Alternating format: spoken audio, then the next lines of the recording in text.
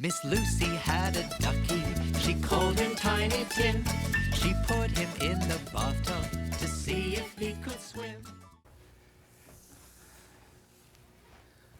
When I was 4 years old, my grandmother died. My mother said, "All good people go to heaven, and Granny will be waiting for you when you die."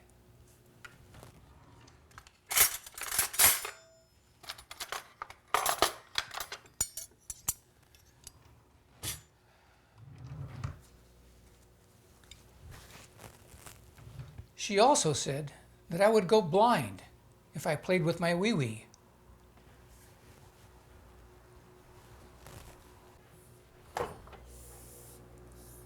At 8, I learned that there was no Santa Claus. Mother had lied, and all my weeks of good behavior around Christmas had been wasted.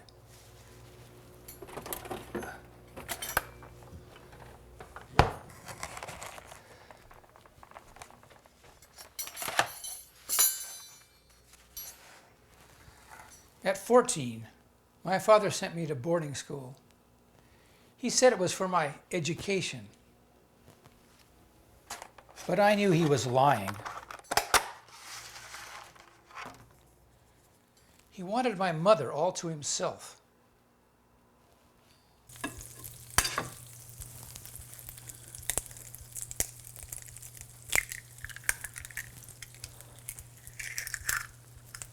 Jesuit priests ran the school. They said missing Mass on Sunday, eating meat on Friday, and saying "God damn it" were mortal sins, which sent you straight to hell if you died without confessing them to a priest.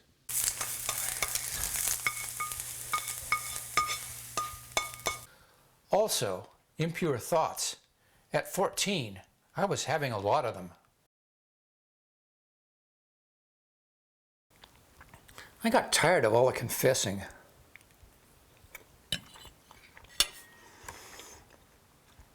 I decided to stop believing in heaven and hell. Nothing bad happened when I stopped believing in Santa, and I didn't go blind when I played with my wee-wee. It was the same with heaven and hell.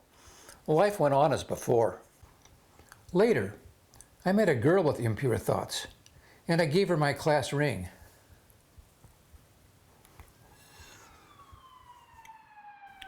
At 20, I was arrested and held overnight for reckless driving and mouthing off to the officer. I decided to believe in the law. Obeying the law in California isn't easy. Virtually everything is against the law, or known by the state of California to cause cancer. I avoided the big crimes like armed robbery, arson, and rape, and only did little crimes like drinking a beer in the park when no one was looking.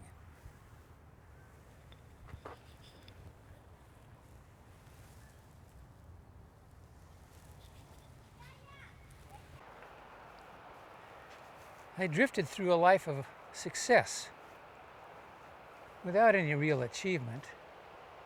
A career, a wife, a house in Burlingame, 3 children and 7 grandchildren. All of it slightly disappointing.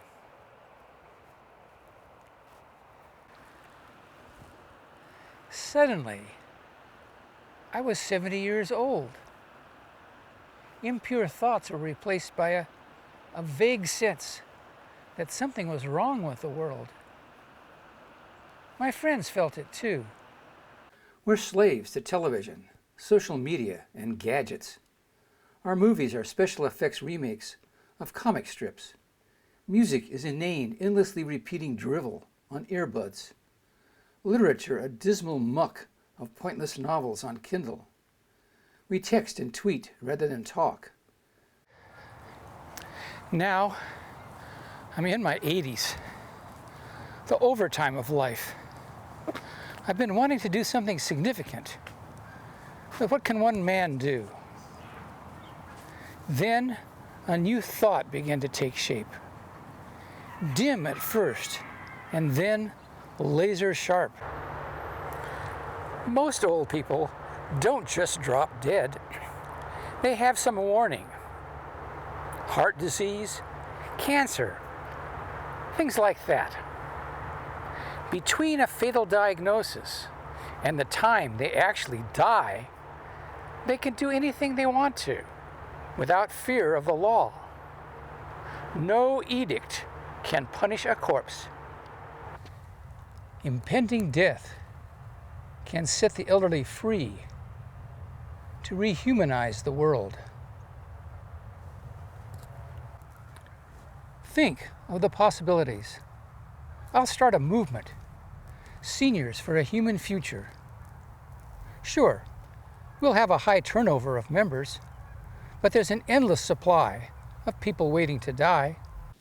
If each senior for a human future eliminates a TV commentator, social media mogul, chip designer, programmer, or gadget pusher, we can change the course of history. We can take down data centers, cripple the cloud, sink shipments from China.